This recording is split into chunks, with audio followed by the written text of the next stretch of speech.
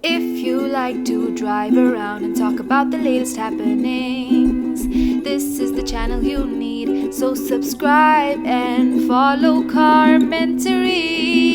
Yo! What's up, everybody? Welcome back to the show. It is Carmentary. And once again, I'm driving in my car talking about something. Today's topic is Disneyland, and specifically the Tokyo Disneyland and Disney Sea.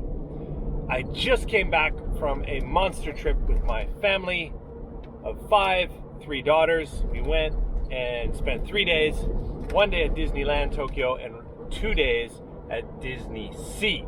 And we learned a lot about what you need to do and how you need to prepare even before you go, so that you can have a really, really good time at the Tokyo Disneyland and Tokyo Sea.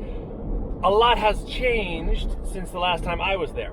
I've lived in Japan for 30 years. I've been to the Tokyo Disneyland, I don't know, maybe 4 or 5 times. And it has grown a lot. Disney Sea has a lot of new attractions and rides. Disneyland is pretty much the classic Disneyland it's always been. But a couple major things have come up recently, and it really affected how we played and had fun at the resort this time. So I want to share that information with you. Basically, long story short, you're going to need to download the Tokyo Disney Resort app on your smartphone. This is imperative. If you do not have the Tokyo Disney Resort app on your iPhone or your Android or whatever you have, it ain't happening.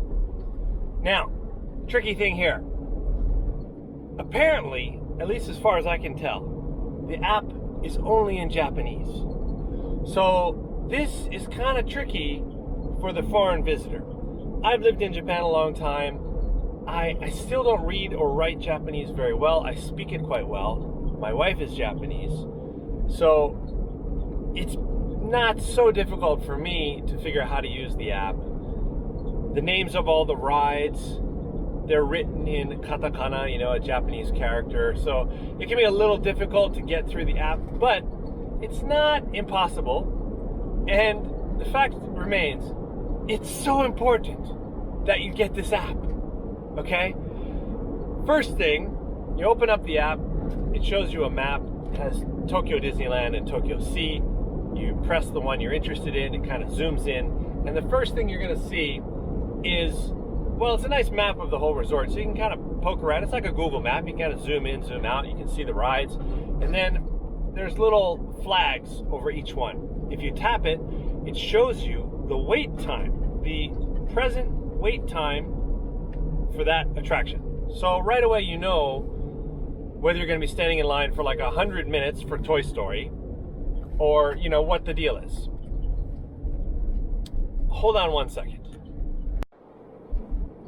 Sorry, had to stop and take a phone call real quick. So, as I was saying, you zoom in on the app, you can see the present wait times for all the rides. That alone is worth getting the app. It's a free app, it's not going to cost you anything. But the important part is that you can get fast passes. Now, I don't know about all the other Disney resorts around the world, whether they have the fast pass system or not, but basically, at the Tokyo Disneyland and Disney Sea, they give out a certain number of these fast passes, and there's a separate line. So if you have a fast pass, you go in the fast pass line, and you just basically pass everyone who's standing in line, and you get a shortcut to the front. And they cut you in and let you on first, and then the other line, the normal line, is called the standby line. So who wants to be in the standby line? Standby sucks for anything, right? It's like standby. It's like you're just sort of waiting around, hoping you get on. The fast pass line is the way to go. We knew that from prior visits to Disneyland. Now, before you would have to actually go to the ride, and they'd have these little terminals set up nearby. You'd have to go at a certain time, and you'd have to go and you'd get this little ticket. And there was only a limited amount of them. So you kind of had to wait online just to get your ticket, so that you could go and wait online later. Anyway, now they've included the Fast Pass system into the app. So this is brilliant. First of all, you don't have to go to this terminal to get your ticket. You just do it right there on the app. Basically, I'll tell you the secret. Now, this is what we did this time, and this worked great. You're gonna get to Tokyo Disneyland, you gotta get there early and get in line. Each day, it opens at different times, so please check the time, opening for that day. The days we were there, the first day was like 8:30 a.m., the gates open. So people start lining up about an hour before. About 7:30 a.m., there was quite a little line already. We got there, we got in line about 30 minutes early. So we were already quite a bit back, but still reasonable. So you got your tickets, right? The ticket's got a little QR code on it. You're standing there, you go through security, then you go up to the gate, you beep your little QR code, and you walk through. As soon as you get inside Disneyland, you have your phone ready, get the app open. You have to scan the QR code for all the tickets in your family. So we had 5 people. It's very quick. You hit the button, it says Fast Pass. There's another little button that says Scan. You click that, it pops up the camera. Boom, boom, boom, boom, boom. We scan all the tickets. Now you're all in there. You can even add nicknames for each of the passes. So this is great if your family wants to split up and do different rides, at different times or whatever. So you can select Fast Passes for just, Johnny and Bobby, and then mom and dad can go somewhere else, whatever. We never did that. We all stayed together as a family. Anyway, once you've scanned all the passes, now, at this point, I would recommend not doing it while walking. It's kind of a rush in the morning. Everybody's trying to get to that first attraction, whatever it is they want to see. We just got through the gate, we scanned those, we stopped, scanned the passes, and right away, boom, boom, boom, you click the button a couple times, and it comes up with a list of all the rides that have Fast Passes available. So right away from 8:30 in the morning, they've got a selection of rides throughout the day that you can get Fast Passes for. You can only choose one at a time. So obviously you're going to want to go for the most popular one, the one you really want to see, or the ride you like, whatever it is. You select one, boom, immediately we've got 5 Fast Passes for the family. And then the screen, it kind of grays it out so it shows you can't get any more until a certain time. Now, right under each Fast Pass, it has the next time that you can log in and get your next Fast Pass. And it's usually about, I think it was like an hour and a half to 2 hour intervals. So at 8:30 a.m. we get our first Fast Pass, and then it says at like 10:07, you're going to be able to get your next one. So we go and we see some attractions. It's still early morning. It's not that crowded. We don't use our Fast Pass right away, obviously. And then as soon as, we keep it in mind, 10:07, okay, here's our next opportunity. You just got to be on top of it. And as soon as your time comes up, boom, get on there, get another Fast Pass. Check the next time. Boom, get on there and get another Fast Pass. By doing this, you can get depending on the day, I think on the most crowded day we were there, we got 4. And on the next day, it's kind of bad weather, it wasn't so crowded. I think we were able to get 5. All the way until 10 p.m. at night. So this made a huge difference in how much fun we were able to have at Disneyland. The lines can get really long. The popular rides right now at Disney Sea, Toy Story is huge. We were never able to get to that attraction. I think we missed one opportunity to get a Fast Pass. Maybe we just got something else, I forget.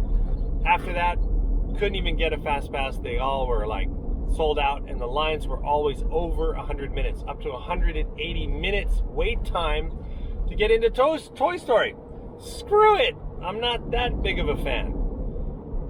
Anything over 100 minutes is it's way too much time on a line, man. You gotta keep moving, and yeah, okay, that's just my opinion. Maybe some people like standing in line. Okay, so the real problem here is for the foreigner who cannot read Japanese. They have little icons, little round circle, a little picture. You can go on the map, you can zoom in, you can look at the name and how it's written in Japanese, and then when you get to the Fast Pass list, you'll be able to recognize the name or the icon. I think you can work it out. If you can't work it out, you can grab someone nearby and say, hey, help me out. I want to do the Star Tours. Which one is it? And people will help you. People are very friendly. So, what else? Well, actually, that's about it. There's nothing else really secretive or amazing that I discovered, except that I would recommend at least 2 days for each park. There are no tickets that allow you to do both in the same day. They only sell them for one park each day. So we arrived and we went in after 3 p.m. on the first day to Disneyland. We spent that whole day from 3 p.m. until 10 p.m. at Disneyland. Got a couple fast passes, did our thing, got lots of rides. We had plenty of fun. The next 2 days we spent at Disney Sea. Disney Sea is quite an immersive experience in Tokyo right now. A lot of great rides. There's a lot of new stuff. Center of the Earth was really cool. We did that one several times. The classic Indiana Jones, of course. Pirates of the Caribbean is there. They have one called Soaring, I think, in California, at the California Park. I went there a couple years ago, and they had the same basic setup. It's like these how do I explain it? It's like these seats you sit on, they kind of go up, and there's a massive screen. It's kind of almost like virtual reality. The screen is so big, you feel like you're flying. The one in California, it was a lot of cool aerial video shots of California. The one in Japan is a little different. It has kind of a global story, and basically, I don't want to give the whole thing away, but that was a very cool ride. What else did we see? Well, we kind of, we did all the major rides. Tower of Terror is another one that was pretty cool. And then on day 2, towards the end, I took a little break, and I went around and started exploring other little nooks and crannies that are not rides or not attractions. But there's some really kind of cool spots if you're into taking photographs and, posing and kind of trying to look for some unique little things to see. There's a ton of that at Disney Sea for sure. There was a section very close to the Center of Earth ride that was kind of built in this sort of medieval castle style, and it was actually kind of quiet. It was like one of those little unknown little corners that people don't really go to, and everybody's trying to get to attractions and rides, and you miss all the little stuff in between. But I was really impressed. They had this kind of domed room. They had built this display. You crank these handles, and it was our solar system, and you had all the planets up above your head, and they were actually going around a sun in the center. So you could crank the wheel, and you could see the planet moving, and it was kind of a cool little thing. Our daughters liked it a lot. So there's lots and lots of stuff like that. Oh, and yeah, lastly, the parade. Disneyland, famous for the parades. At Disney Sea, there's kind of this big lake in the middle, and instead of having like a parade that goes around on a road, they use boats, and people are dancing on the boats, and fireworks and projection mapping, and there was all kinds of stuff going on. That was quite a spectacle. Yeah, definitely worth it. So basically, in review, you've probably got enough information and you stopped watching this video a couple minutes ago, but in case you're still hanging around, make sure you get the free Tokyo Disney Resort app. It works all the time. Like, I can look at it right now and I can see what the wait times are for rides right now. So you can get it way before you even come to Japan. You can be checking out the wait times, see what's popular, what time of day things settle down, etc.